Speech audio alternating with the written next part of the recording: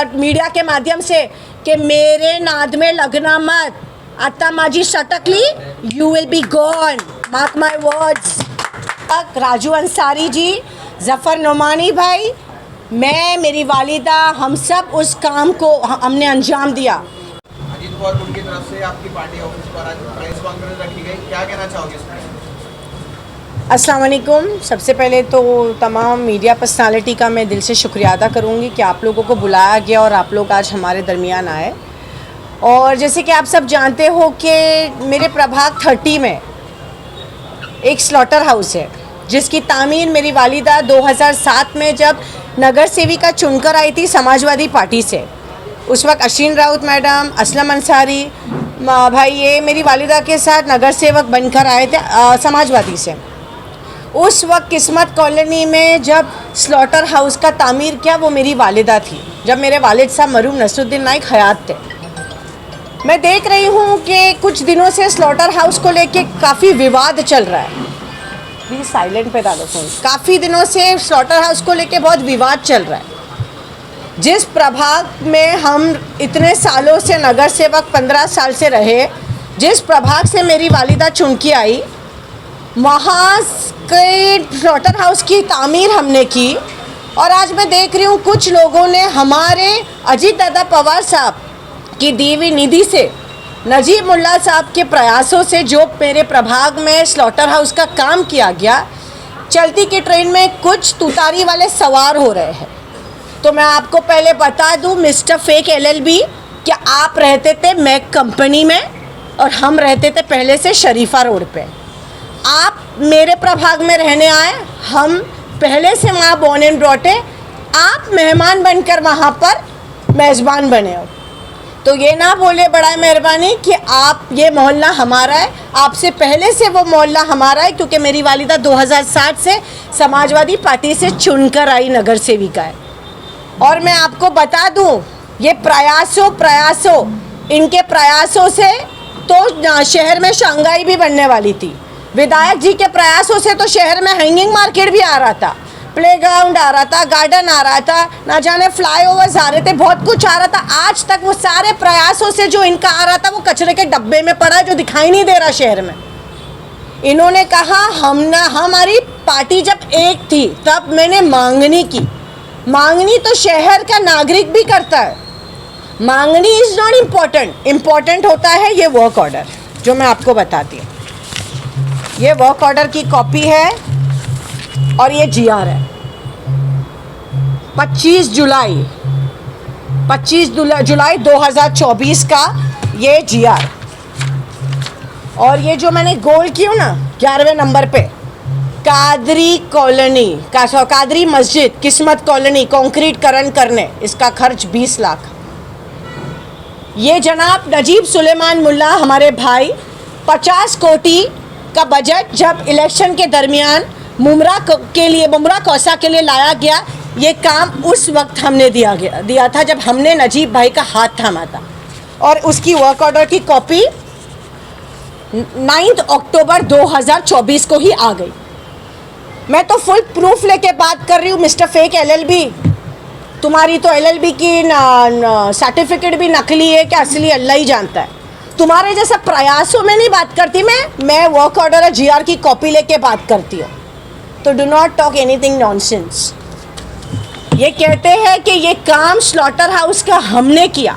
मैं पूछना चाहती हूँ, जब ये स्लॉटर हाउस का काम तुमने किया, ये निधि तुम्हारी है तो ज़रा निधि तो मेंशन करो। ये विधायक जी की पर्सनल निधि है, ये माइनॉरिटी फंड है, ये विशेष है, ये कौन सी निधि है मुझे मालूम तो पड़ना चाहिए। जब तुमने ये काम किया तब तुमने उद्घाटन क्यों नहीं किया चोर की दाढ़ी में तिनका? तब तुमने मीडिया को बुला के जागरूक क्यों नहीं किया कि मेरे प्रभाग 30 में स्लॉटर हाउस का काम होने जा रहा है?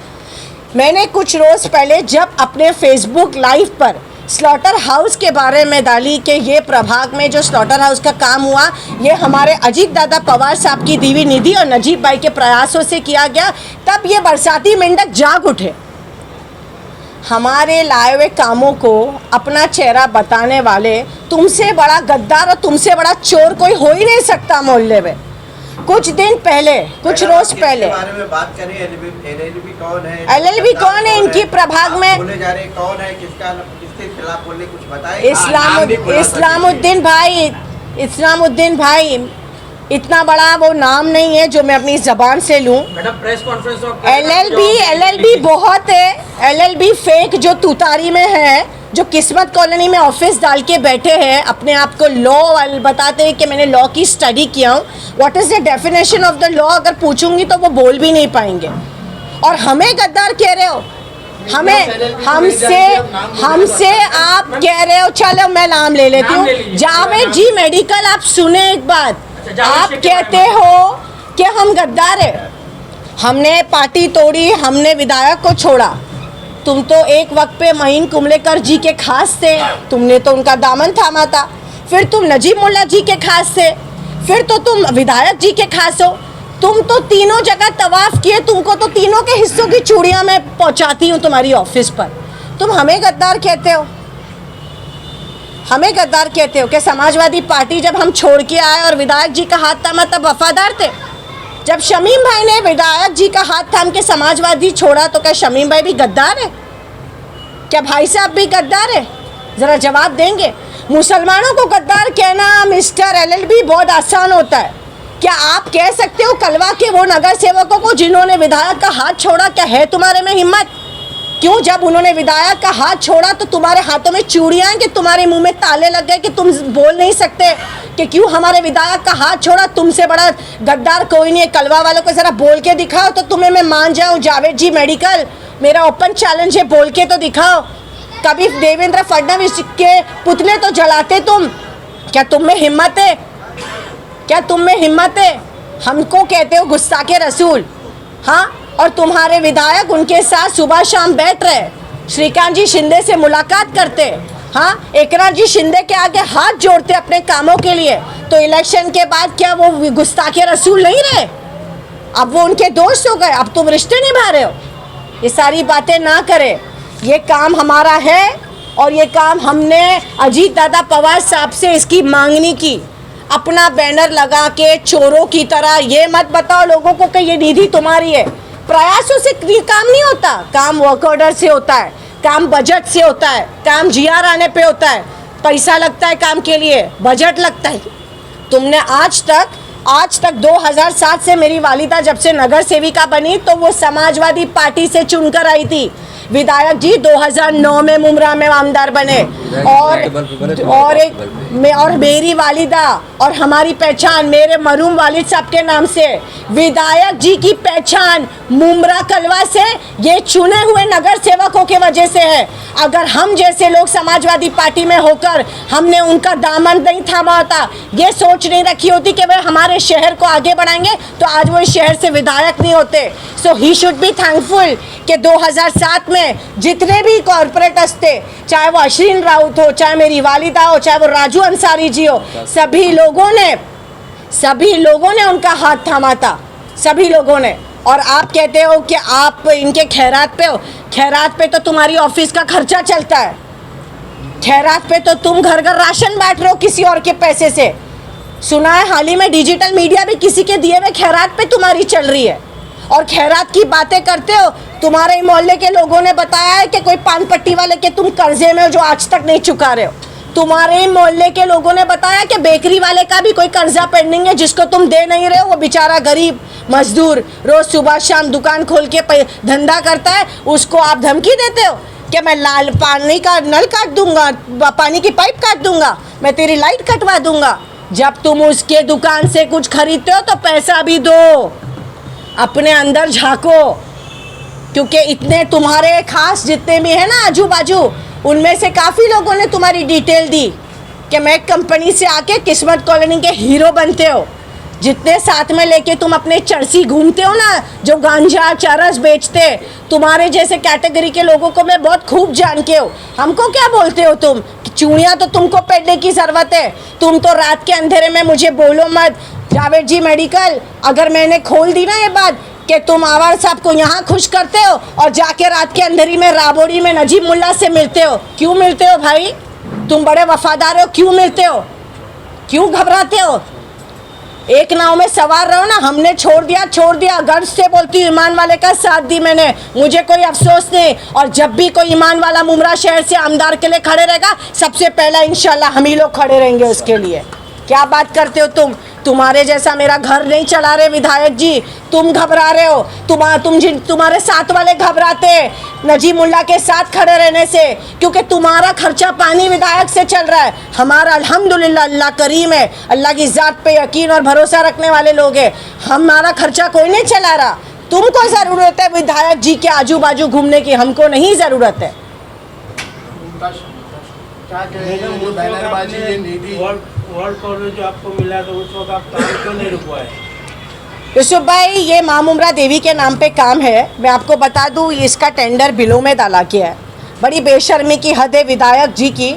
कहते हैं कि बीजेपी के लाए हुए बजट पे मैं थूक के नहीं चाटता, इन्होंने तो पूरी तरह थूका भी और पूरी तरह चाटा भी।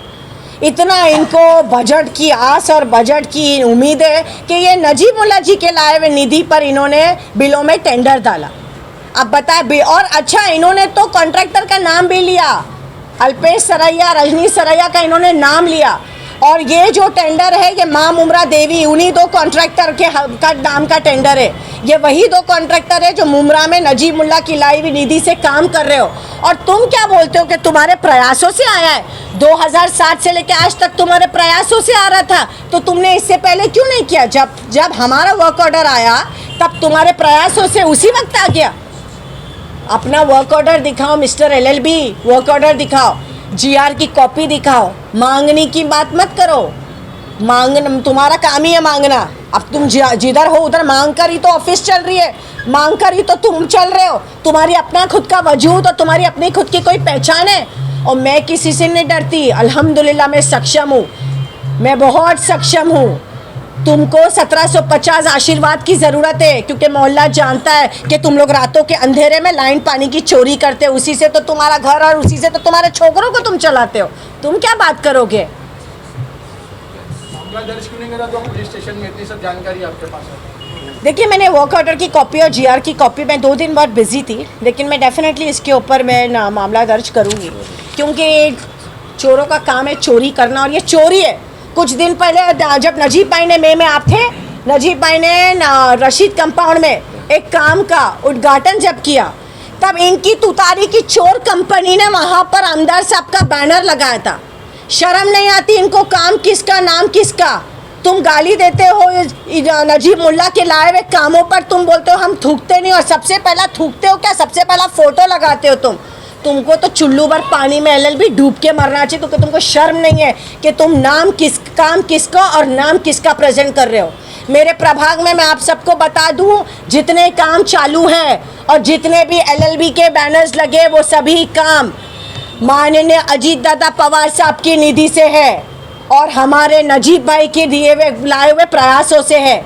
इनके पास 1 रुपया नहीं है सिवाय आमदार निधि के, इनको कोई बजट नहीं मिल रहा, फिर ये हमारे बजट पे अपना नाम कर रहे हैं। तो मैं कह दूं इनसे साफ अल्फाजों में कि तुम्हारा काम है चोरी करना और तुम पेशे से चोर हो।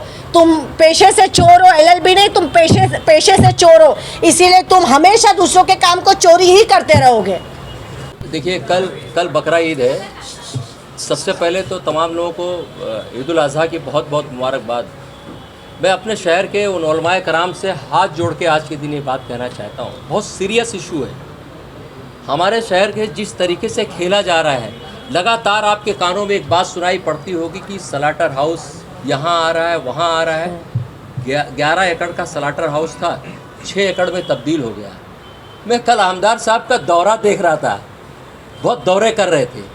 आमदार साहब, कुछ शर्म अगर बची है, आपके अंदर कोई सोच बची है, तो जो आप हर इलेक्शन में आके हमारे उलमाए कराम को साथ में लेके, वो बेचारे उनको पता नहीं रहता, उनकी बातों पे यकीन करते हैं, लेकिन पॉलिटिकल लीडरों की बातों पे यकीन करना छोड़ दीजिए। उसकी सबसे बड़ी सच्चाई इस विधानसभा का आमदार है, जो लगातार सलाटर हाउस आज क्या हो रहा है, नए नए कानून आते हैं, तमाम लोगों को सोसाइटी के अंदर यहाँ वहाँ कुर्बानी करने में परेशानी होती है, लोग परेशान हाल होते हैं, पुलिस स्टेशन जाते हैं। आज अगर ये सलाटर हाउस होता, 10 लाख की ये आबादी इस शहर की, जो हम जब वोट देते हैं, इनके बहकावे में आके कुछ लोग आके जब ये बातें करते हैं, जैसे एमपी के इलेक्शन में 1 लाख से ज़्यादा हम वोट दायरेकर को दिए, आज उलमाए कराम और मुमरा कौसा की आवाम भी इस बात को सोचे कि उससे क्या फ़ायदा हुआ। आज जो आंदोलन कर रहे हो कहाँ पे कर रहे हो, दरगाह का कल्याण की जो हाजी मलिक की दरगाह उसके खिलाफ कर रहे हैं, कोई पूछने के लिए तैयार नहीं। तो आमदार साहब से एज ए रिक्वेस्ट है कि शहर के अंदर कल बकरा ईद है, अगर आज सलावटर हाउस होता तो कम से कम इस शहर के लोगों को उसका फ़ायदा पहुंचता। लेकिन इस उम्मीद के साथ में जो हमारी बहन ने अभी पूरी बातें आपके सामने रखी, मैं बात नहीं बढ़ाऊंगा, ये बात आप अपने इंशाअल्लाह वो जो 6 एकड़ का सलाटर हाउस जो बचा हुआ है वो टीम नजीमुल्लाह बहुत जल्द लाएगी। और एक बात मैं बता दूं, किस्मत कॉलोनी का रोड वाइंडिंग का काम माननीय श्रीकांत जी शिंदे साहब जो इस शहर के एमपी है, उनके दिए हुए बजट से हुआ है। और जब ये काम किया गया उस वक्त राजू अंसारी जी, ज़फ़र नुमानी भाई, मैं, मेरी वालिदा, हम सब उस काम को हमने अंजाम दिया। बहुत मुश्किलें आई थी किस्मत कॉलोनी के रोड वाइंडिंग में। हमने स्कूल अब्दुल्ला पटेल स्कूल को लेकर वहाँ सोसाइटी के तमाम एतराफ़ की सोसाइटीज़ के ज़िम्मेदारों को लेकर हमने कॉन्फिडेंस में ये काम किया। आज किस्मत कॉलोनी का रोड वाइंडिंग का जो काम किया गया वो हम ही लोग ने किया। तुम मोहल्ले में रहते हो, तुम्हारा अब तो मोहल्ले में घर है, तो ये किस्मत कॉलोनी का रोड तो तुमने कब का चौड़ा करना चाहिए था। तुम क्या सोए थे इतने साल से? ये काम भी हम ही लोग ने किया।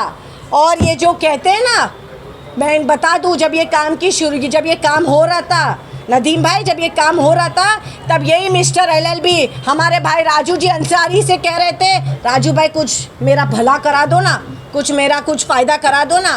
तब तुमको शर्म नहीं आई? श्रीकांत जी शिंदे साहब जिनके वालिद गुस्ताखे रसूल, उनसे तुम टका मांगते हुए, पैसा मांगते वक्त तुम्हारा ज़मीर ईमान की गवाही नहीं देता, तब तुम शौक़ से पैसा मांगते हो। अब तुम्हें अभी तुम्हें ईमान याद आ रहा है? मुँह मत खुलाओ मेरा। ऐसी पूरी तुम्हारी बुक है मेरे पास, अगर मैंने तुम्हारी डायरी खोल दी ना, तुम समाज में ना मुंह दिखाने के लायक नहीं रहोगे। और एक बात, जिनके आशीर्वाद पे हो ना, उनको भी मैं बता दूं इस कैमरे मीडिया के माध्यम से कि मेरे नाद में लगना मत।